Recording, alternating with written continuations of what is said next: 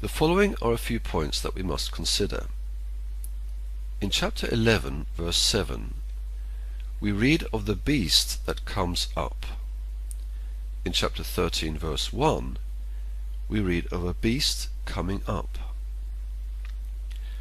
Is this talking about two different beasts coming up at two different times, or of the same beast coming up at one point in time? Chapter 14, verse 8 says, "Fallen is Babylon the Great."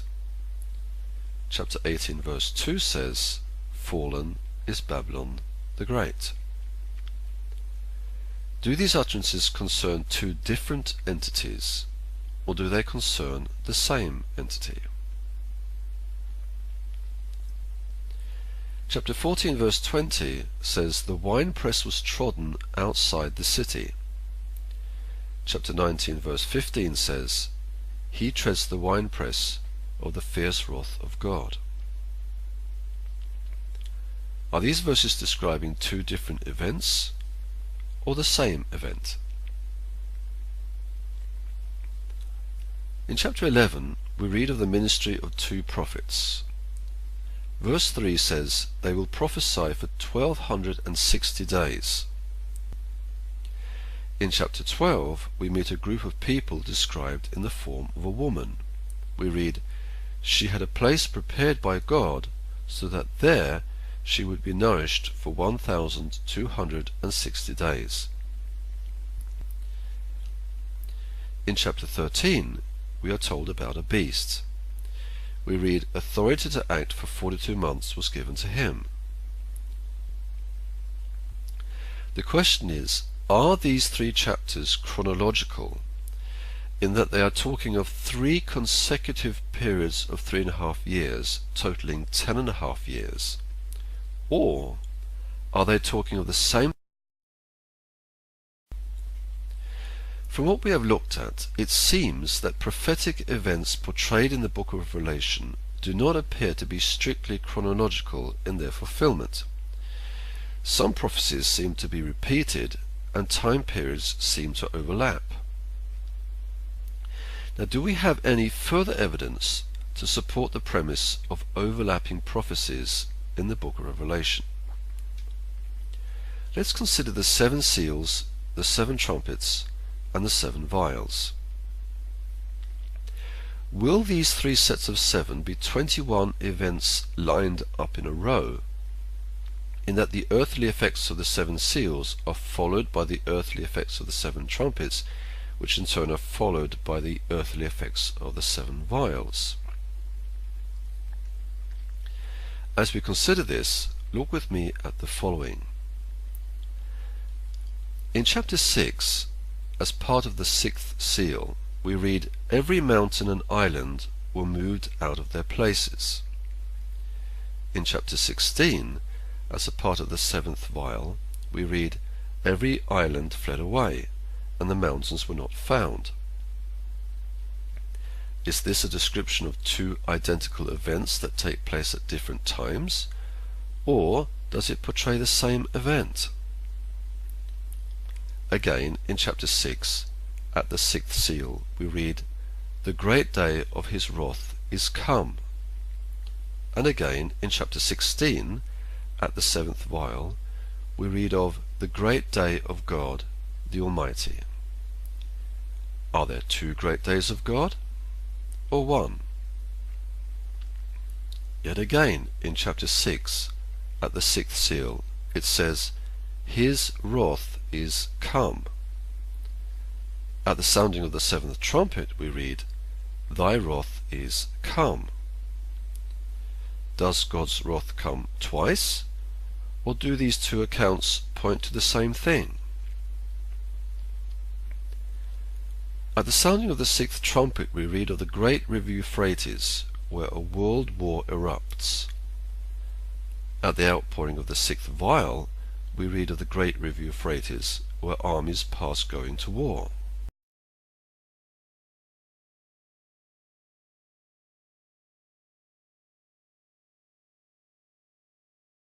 Revelation 16, by the way. Like I said, Revelation 14 was just more detail about what was happening in Revelation 6 and Revelation 11. But now we're going to go to Revelation 16. And in Revelation 16, we're seeing very in depth about what the wrath of the Lamb is. See, these are the bowl judgments. Okay? And I specifically want to... I forgot to write which verse. Okay. Revelation 16, 17. The seventh angel poured out his bowl into the air, and a loud voice came out of the temple from the throne, saying, "It is done." And there were flashes of lightning, rumblings, peals of thunder, a great earthquake, such as there had never been since man was on the earth. So great was the earthquake. The great city was split in 3 parts, and cities of the nations fell, and God remembered Babylon the Great to make her drain the cup of wine of the fury of his wrath. And every island fled away, and no mountains were to be found. And great hailstones, about 100 pounds each, fell from heaven on the people, and they cursed God for the plague of hail, because the plague was so severe. All right, so we're seeing the same things happening over and over and over again. And either there's just a lot of earthquakes that are going to happen, and there's just a lot of very large hail, and there's a lot of mountains that are going to be removed over and over and over again, or it's more likely that these are just describing the same event over and over and over again. I should have started at Revelation 16:16. He said, "And they assembled them at a place that in Hebrew is called Armageddon." All right, obviously, this is the day of the Lord. That's where he gathers them, okay? Now then, since I've kind of, I think, proved that the book of Revelation isn't chronological order, it's just John is seeing visions, and they just keep repeating themselves and getting more and more detail. Sometimes it's literal, sometimes it's allegorical, but it's the same event being described over and over again, just in different ways.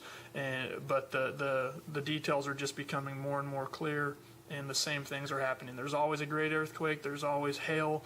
There's always mountains being removed. I mean, it's pretty clear to me. I hope it's becoming clear to you. I want to show you where this happens in the Old Testament. It happens a lot in the Old Testament. One of the most famous is Ezekiel chapter 38.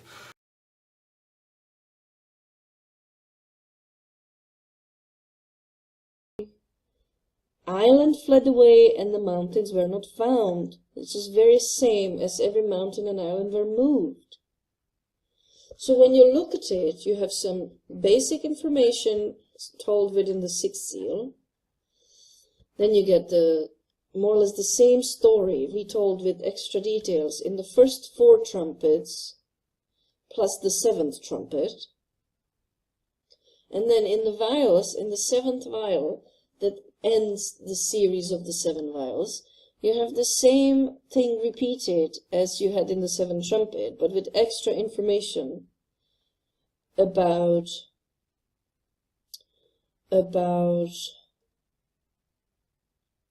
the great earth, about a city being divided into 3 pieces.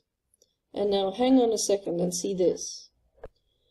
When you check the end of chapter 11, where it's talking about the 7th trumpet, it says, "Then the temple of God was opened in heaven, and the ark of his covenant was seen in his temple." And then you get the lightnings and noises and all the rest of it. We can see very similar text at the end of chapter 15. This is just before the 7 vials, and it says, "After these things I looked, and behold, the temple of the tabernacle of the testimony in heaven was opened."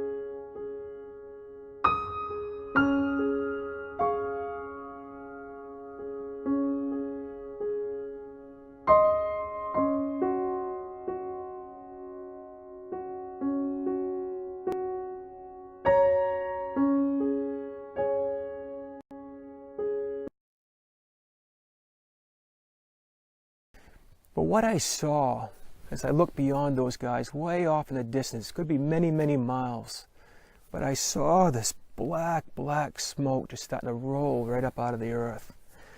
And it was just with such immense force, such a magnitude behind it. And it was black, black, coal black smoke. And as I saw it rolling right up through, and once it got way up in the sky, I just see it start to open up, and darkness was starting to cover the horizon, like. And it was a beautiful day, like it is today, and just everything started getting darker where we were standing, as that black smoke was just filtering, covering the sky. And I remember hollering up at those guys when I first saw that smoke, and I said, "Hey guys," I said, "look at this." I said, "What is going on here?" And they all just set their eyes right on it. We were all kind of in shock of some type. And as I was watching that smoke billowing right up, just as it started to part, or to hit the horizon and spread out, what I noticed on the right-hand side was this, all of a sudden I see this circle, and it started opening up more and more. And as I looked into it, all I could see behind that was just blue sky. And I was extremely amazed. It's like, this is impossible. How can this even be, right? With the force of that smoke coming up, but it was going around that blue sky. And it's like, I remember just had my hands clenched together, and I said, this is none other but the works of God. And upon that moment when I said the works of God, I felt something come inside of me. I don't know what it is. I don't know how to explain it. And it was the same exact feeling I felt that night I got saved.